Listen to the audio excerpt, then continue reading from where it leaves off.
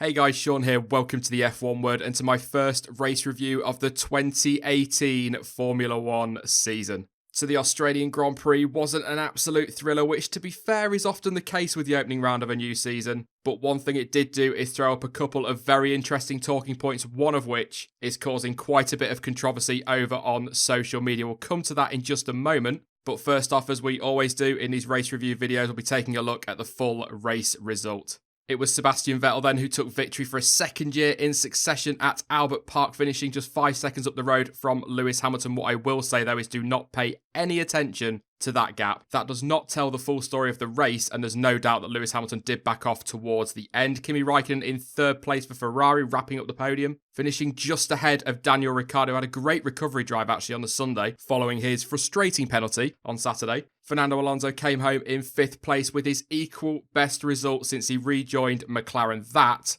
just shows a step forward they've taken over the winter. Max Verstappen will be disappointed with 6th place, but he did have his issues during the Grand Prix, which again we'll come on to in just a little while. Nico Hülkenberg in 7th place there for Renault. Valtteri Bottas did recover from 15th place on the grid, but only to 8th in the race. I think just highlighting how hard it is to overtake Albert Park, but also just how difficult it is once that Mercedes gets into traffic. Stoffel Vandoorne crossed the line in 9th place for McLaren, and Carlos Sainz rounded out the top 10 for Renault.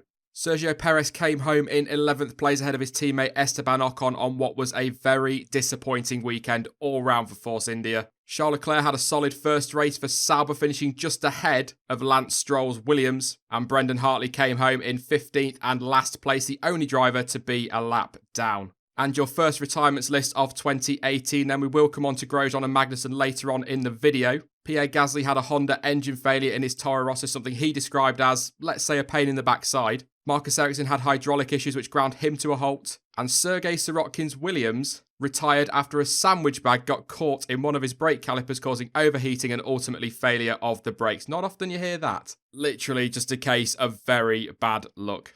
Let's start then with what is undoubtedly the biggest talking point from the race and what is causing all that controversy over on social media. I think it's fair to say Lewis Hamilton had the race in the bag before the virtual safety car was deployed following Romain Grosjean's retirement. I don't think that's an exaggeration in the slightest. But whilst he and the rest of the field were trundling around, making sure they stayed under that virtual safety car delta, Sebastian Vettel made his one and only pit stop and leapfrogged Lewis Hamilton, effectively going from 3rd to leading the Grand Prix. It is causing a stir, but this isn't the first time we've seen this with a virtual safety car. The system is basically flawed, and the alarm bells and the lights have been flashing for a long time in Formula 1 around this. You know, Lewis Hamilton has gained from it in the past. He was just on the wrong side of it this time. Sebastian Vettel has lost out to it in the past. He was on the right side of it this time. That is just the way it goes. It is a case of luck. We do have to give Ferrari some credit for this in terms of strategy, because they did have 2 cars in the position where they were able to kind of force Mercedes' hand in terms of strategy. You know, bring Kimi Raikkonen in, go for the undercut, that forces Hamilton to pit. You can run Vettel long. You know,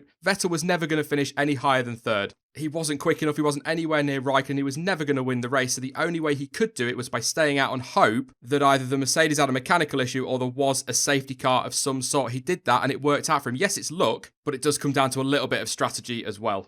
If maybe you're new to F1 and you're not entirely sure how Sebastian Vettel made that gain in the pit stop, I'll try and keep this as simple as I can. Basically, all the cars are going around trying to keep to a delta effectively at the same speed, and the idea is it neutralises the race. However, once a car passes that first safety car line on the pit entry, they can floor it right up to the pit lane speed limit marker, and then after their pit stop and on the pit exit, they can floor it again, not having to keep to any delta, right up until they hit the second safety car line when they've got to slow down. So there's a massive gain to be had in there. It has got to be sorted because we cannot be having races and championships decided on what is effectively a technicality. Something I do want to emphasise though is there's a lot of fuss saying that Ferrari have cheated or Vettel's made unfair gains, but in this race, Ricciardo beat Verstappen because of the virtual safety car and Alonso passed Verstappen because of the virtual safety car. But of course, because it's not Hamilton and Vettel, nobody's really kicking off about that. Now, Mercedes are also blaming a software glitch for the loss, saying that their system was telling them that Lewis Hamilton had about 3 seconds in his pocket over Sebastian Vettel, apparently, and that's why they ended up losing out during that pit stop, because the data they had was effectively wrong.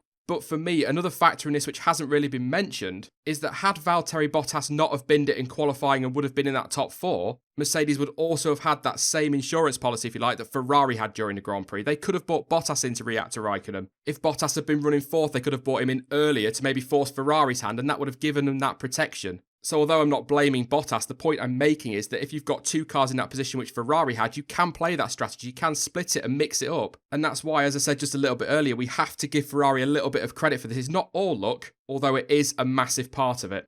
I could rant on for ages about the virtual safety car, and I'm sure there are a few people from what I've seen on social media, on Discord, that could do the same. And to be honest, I think we may well address it during this Wednesday's midweek stream. Of course, though, the whole reason that we got the virtual safety car was because of what turned out to be a miserable weekend in the end for Haas. I'm still absolutely gutted. I always root for underdogs in sport, and they look so good. Kevin Magnussen was running 4th, Romain Grosjean in 5th. They were on for their best ever F1 result. What a start to the season that would have been. However, a cross-threaded wheel nut on Kevin Magnussen's left rear and Romain Grosjean's left front resulted in both cars being released from the pit lane unsafely with loose wheels, and of course then had to pull over at the side of the racetrack. It was Grosjean's car that brought out the virtual safety car, parked up just on the inside of the exit of turn 2, but the marshals couldn't move it under the virtual safety car, which did result in the full course safety car being deployed, which I think is what upset people as well. You know, that car, they should have brought the full course safety car out straight away. Chaz said it when we were live during the race watch along, you know, that should be a safety car, and it really should have been, because they were not going to be able to move that car easily. But getting back to Haas, you know, the whole team looked absolutely devastated, understandably. The mechanics were frustrated, the drivers were gutted. It is a frustrating situation, but that is what happens in Formula 1. It's part of racing.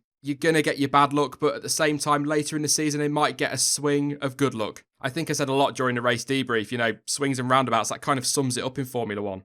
There is talk of a conspiracy going around because they're Ferrari-powered cars. That's absolute rubbish. And that's coming from a guy that loves to wear a tinfoil hat and enjoys a really good conspiracy theory, but there's nothing to see there at all. One final thing I would like to say on Haas, though, is that if we just ignore what happened in the race in terms of the pit stop problems, they've got so many positives to take from this weekend. They can solve those pit stop issues, lots more practice. In fact, Gunter Steiner did say it was a lack of pit stop practice over the course of the weekend that was a contributing factor to those issues. But they've got good pace in that car. They were able to keep the Red Bulls behind them, yes, partly because of that Ferrari engine in the back compared to the Renault one. And I'd say, you know, running 4th and 5th at the time, I'd have been surprised if they hadn't finished there. So ultimately, they are quick and competitive, and nobody's going to bring massive upgrades before Spain. So if they can try and capitalise on that in Bahrain, China and Baku, they're still going to be looking good.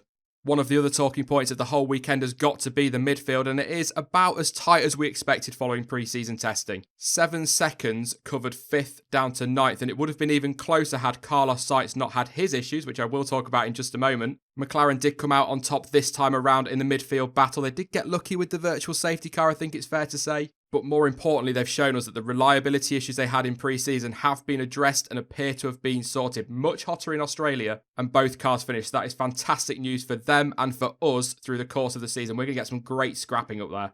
Renault looked solid, but I found a little bit underwhelming, to be honest, especially when you compare it to their impressive pre-season pace. Hülkenberg was quick and he was consistent throughout the Grand Prix, and before his problems, Carlos Sainz was looking good as well. I just kind of felt like I expected more from them, but, you know, maybe it's just because, you know, Albert Park is a very specific track. It's not really representative of anything else for the rest of the season. You know, it's once we get to Bahrain that we can start to take a little bit more notice where the teams are, because it's that kind of track, the purpose-built ones, that we're going to visit more this season than, say, tracks like Albert Park. But let's talk about Carlos Sainz very, very quickly. He was uncomfortable during the race, but not because of his car's performance. He stated that he was unconsciously drinking too much water, and that led to discomfort in his stomach through the race, which almost caused him to vomit.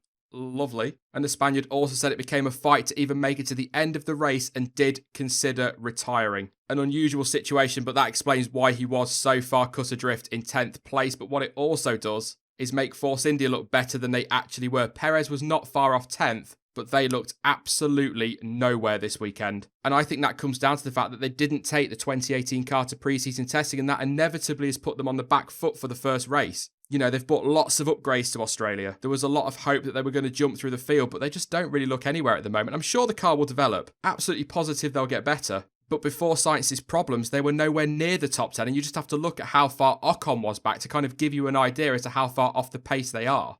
If you're a long-time watcher of the channel, you'll know how much I love a stat, so here's one for you. That was the first time since 2009 that Force India failed to score in Australia. A couple of other things to mention before I round things off then. Max Verstappen had a spin early in the race whilst chasing down the Haas, with the Dutchman saying that something broke on his car which caused the spin, and that was kind of proven by how off the pace he suddenly fell. He wasn't competitive after that incident. I think all in all he's going to be frustrated. He should have been on the front row in qualifying, made a little mistake, and I think without that problem and then following spin, he could have ended up 4th place, but then at the same time, maybe not, because the virtual safety car also hampered him massively in the race. A disappointing day for Williams, yes, of course, because of Sergei Sirotkin's retirement, but before that, there just didn't look to be any pace in that car. Lance Stroll finished 3.5 seconds behind Charles Leclerc, who actually outpaced him consistently through the race. We've been saying it throughout the winter, we are worried for Williams, but they've got to sort this out quickly. And let's hope they can develop as the season progresses. And finally, it appears we were a little bit duped by Toro Rosso in testing. We kind of suspected it, but they're not as reliable as we thought, and they are nowhere near as quick at the moment. Brendan Hartley locked up into turn 1, which caused a massive flat spot on an early pit stop, but he never really recovered from that in terms of pace. And his teammate Pierre Gasly retired with Honda's first engine failure of the season. Clearly, still work to do at Honda.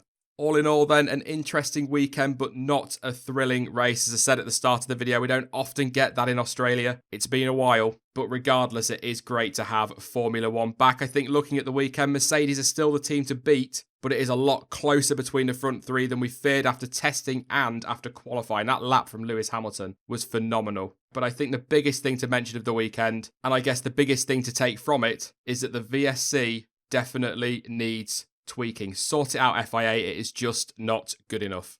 What are your thoughts then on the season opening Australian Grand Prix? Do you think the virtual safety car needs sorting out? Would you ditch it altogether? And also, who was your driver of the day? Let me know your thoughts in the comment section down below. I will be back soon with more content as ever, and we will be live at 7 PM UK time this Wednesday for our usual midweek stream. In the meantime, though, you can follow me on social media. Links to Twitter, Facebook and Discord are all in the description. There is also a poll in the description for you guys to have your say as to what content you want to see on the channel over the course of a race weekend. So please do go vote on that poll because I would really love your feedback. But as ever, thank you for watching. I've been Sean. This has been the F1 Word, and until next time, goodbye.